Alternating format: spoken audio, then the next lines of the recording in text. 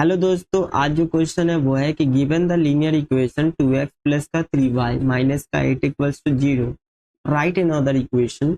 हमें दूसरा इक्वेशन लिखना है in two variable such data geometrical representation of the period, यहाँ पीरियड होगा, period so formed is intersecting. यानी एक इक्वेशन हमें दे रखा है, दूसरा इक्वेशन हमको बनाने के लिए बोला है। अब वो इक्वेशन बोला है कि वो इस जो हमारा इक्वेशन बन के आएगा वो इंटरसेक्टिंग लाइन एक इक्वेशन से आना चाहिए, और जब उस पेयर ऑफ इक्वेशन को सॉल्व करेंगे तो एक जो एग्जांपल सेट करेंगे उससे पैरेलल आना चाहिए और कोइंसिडेंट आना चाहिए। तो एग्जांपल जो होता है वो सोचते हैं।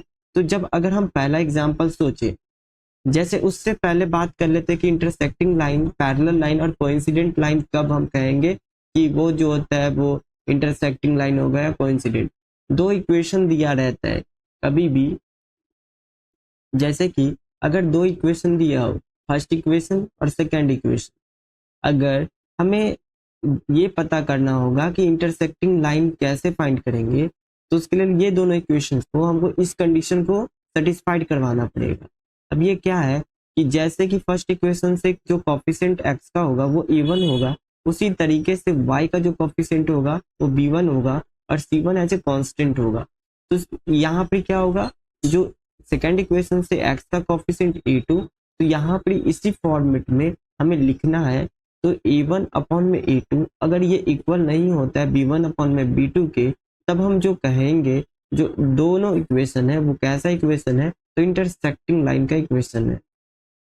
इसी प्रकार से अगर ये इक्वेशन a1 अपॉन में a2 इक्वल हो जाए b1 अपॉन में b2 के, और वो इक्वल हो जाए c1 अपॉन में c2 के, तो हम कहेंगे ये जो इक्वेशन आएगा, यानी जो दोनों पेयर जो इक्वेशन का कैसा लाइन देगा, उसका ग्राफ कैसा होगा, तो वो कोइंसिडेंट लाइन होगा, यानी एक के ऊपर दूसरा लाइन होगा। और तीसरा में अगर a1 अपॉन में a2 अगर इक्वल हो जाए b1 अपॉन में b2 के, is not equals to c1 upon में c2, तब हम कह सकते हैं कि जो वो दोनों जो पेयर ऑफ लीनियर इक्वेशन है वो क्या होता है, पैरेलल लाइन देगा। अब इसका यूज करके हम क्वेश्चन को सॉल्व करेंगे। तो सबसे पहला एग्जांपल दिया हुआ है कि जो 2x प्लस का 3y और माइनस का 8, हमें तीनों इक्वेशन में जो फर्स्ट इक्वेशन हमारा रहेगा वो यही रहेगा। अब दूसरा क्या है, यहाँ से a1 का वैल्यू क्या आ गया, 2 है, b1 का वैल्यू क्या आ गया, तो 3 है, और c1 का वैल्यू क्या आ गया, माइनस का 8 है। अब यहाँ से क्या करते हैं, तो सोचते हैं कि सबसे पहला कौन सा इंटरसेक्टिंग लाइन बनाना है, तो कुछ एक ऐसा एग्जाम्पल सेट करना होगा जिससे वो इंटरसेक्टिंग आ जाए। तो हम रैंडम कोई एग्जाम्पल एक लिख लेते हैं।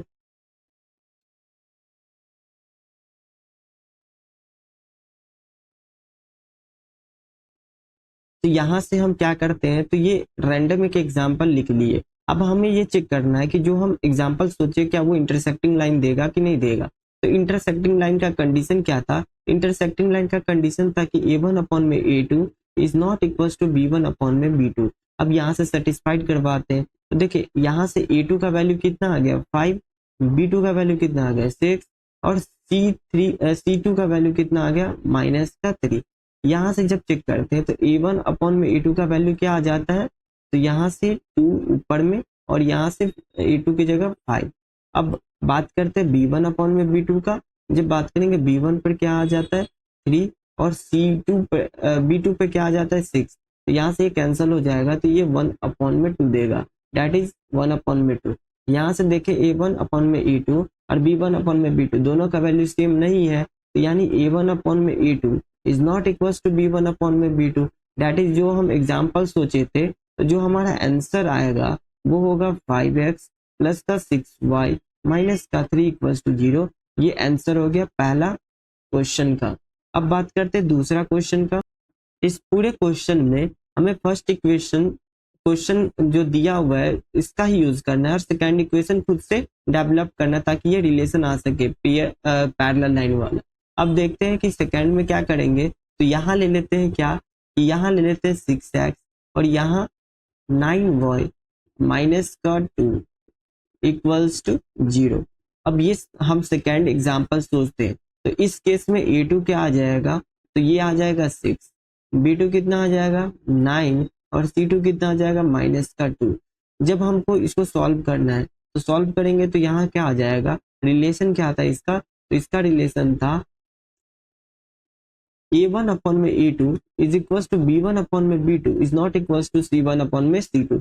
अब ये रिलेशन को फॉलो करना है तो यहाँ से क्या हो जाएगा, जब चेक करते हैं तो A1 अपॉन में A2 का वैल्यू क्या है, यहाँ से A1 का वैल्यू 2 और यहाँ से A2 का वैल्यू 6, यहाँ से B1 अपॉन में B2 निकालते हैं तो B1 का वैल्यू 3 और यहाँ से B2 का वैल्यू 9। अब यहाँ निकालते हैं C1 का वैल्यू क्या दिया हुआ है, C2 का वैल्यू, तो यहाँ से C1 का वैल्यू -8 और यहाँ से C2 का वैल्यू आ जाता है -2।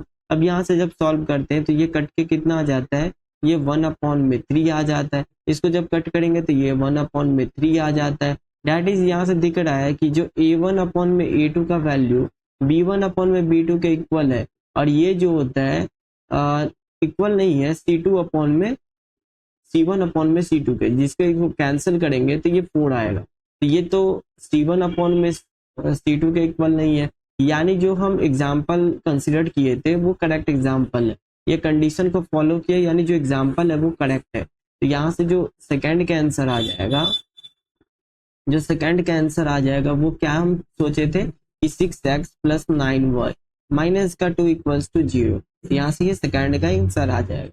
अब थर्ड का कैसे लाना है, तो थर्ड में है कोइंसिडेंट लाइन। अब कोइंसिडेंट लाइन का कंडीशन था कि जो A1 अपॉन में A2 is equal to B1 upon में B2 is equal to C1 upon में C2। अब हमें इस कंडीशन को फॉलो करते हुए एक एग्जाम्पल सेट करना है ताकि ये इस कंडीशन को फॉलो करे। फर्स्ट इक्वेशन दिया हुआ है, वहां से हमें A1 का वैल्यू क्या आया था, A2 का वैल्यू क्या था वो पहले लिख लेते हैं। तो यहाँ से हमें A1 का वैल्यू आया था 2, B1 का वैल्यू आया था 3 और C1 का वैल्यू कितना आया था, वो है -5। अब हमें एक इक्वेशन खुद से ही बनाना है ताकि वो इस जो ग्राफिकल रिप्रेजेंटेशन हो, जो ग्राफ बने तो ये कोइंसिडेंट लाइन दे। तो सेकंड इक्वेशन क्या सेट करना पड़ेगा, तो सेकंड इक्वेशन मानते हैं क्या कि यहाँ से ये 6x है, ये प्लस का जो होता है 9y है और ये माइनस का 24 है इक्वल्स टू 0। तो ये यहाँ से क्या आ जाएगा, A2 का वैल्यू 6, B2 का वैल्यू 9 और C2 का वैल्यू -24।